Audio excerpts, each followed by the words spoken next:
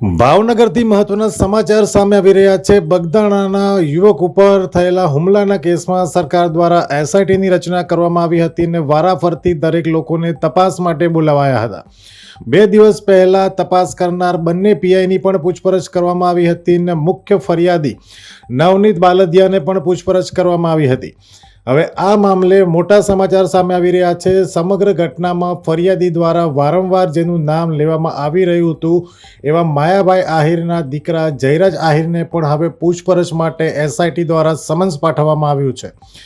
મળતી માહિતી મુજબ જયરાજ આહિર આજે સાંજે એસઆઈટી સમક્ષ પૂછપરછ માટે હાજર રહે તેવી સંભાવનાઓ દેખાઈ રહી છે। જયરાજ આહિરને સમન્સ આપવામાં આવતા ભાવનગર સહિત રાજ્યની રાજનીતિમાં પણ હાલ ગરમાવો જોવા મળી રહ્યો છે। અહેવાલ ફિરોઝ મલેક, ભાવનગર।